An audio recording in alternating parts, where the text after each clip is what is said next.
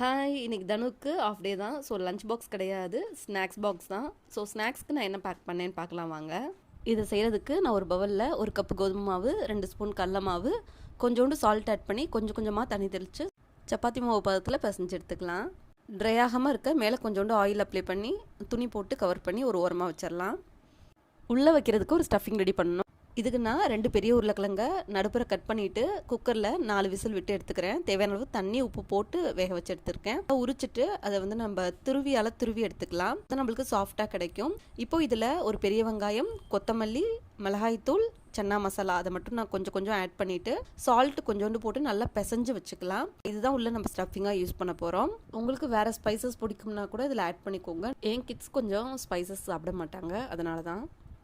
இப்போ நம்ம சப்பாத்தி மாவு ப்ரிப்பேர் பண்ணி வச்சுருந்தோம் இல்லைங்களா, அதை எடுத்து அது மேலே கொஞ்சம் டஸ்டிங் பவுடரை அப்ளை பண்ணிவிட்டு முன்னாடியும் பின்னாடியும் ஒட்டாததுக்கு பவுடர் ஆட் பண்ணிக்கோங்க. நல்லா பெருசாக தேய்ச்சிக்கோங்க, ஒரே மாவாக தேய்ச்சிக்கோங்க. அது மேலே நம்ம வச்சுருக்க உருளைக்கிழங்கு மசாலாவையும் ஆட் பண்ணிவிட்டு இது மேலே நான் வீட்லேயே செஞ்ச ஹோம்மேட் பன்னீரை மேலே துருவி ஆட் பண்ணிக்கிறேன். அது இன்னும் கொஞ்சம் டேஸ்ட்டை என்ஹான்ஸ் பண்ணி கொடுக்கும். இதை நம்ம அப்படியே ரோல் பண்ண போகிறோம். கொஞ்சம் பொறுமையாக ரோல் பண்ணுங்கள். நல்லா மெதுவாக ரோல் பண்ணி ஃபுல்லாக ரோல் பண்ணிவிட்டு ஒரு கத்தியை வச்சு சின்ன சின்ன பீசஸாக அதை கட் பண்ணி நான் எடுத்துக்கிறேன்.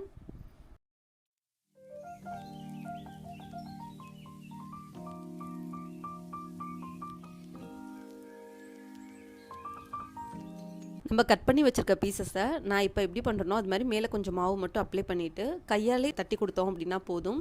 நம்ம உள்ள ஸ்டஃபிங் வச்சுருக்கனால நம்ம கட்டையால் தேய்க்கும் போது அந்த உருளைக்கிழங்குலாம் வெளில வர வாய்ப்பு இருக்குது. இல்லை நீங்கள் பொறுமையாக தேய்க்கணும் அப்படின்னா கூட தேய்ச்சி எடுத்துக்கலாம். இப்போ தோசைக்கல்லை ஆன் பண்ணிவிட்டு நல்லா ஹீட் ஆனதுக்கப்புறம் நம்ம பண்ணி வச்சுருக்க பரோட்டாவை போட்டு 2 சைடும் மீடியம் ஃப்ளேமில் வச்சு குக் பண்ணி எடுத்துக்கலாம். இது ரொம்ப டேஸ்ட்டாக இருக்கும். கண்டிப்பாக குழந்தைங்களுக்கு செஞ்சு கொடுங்க.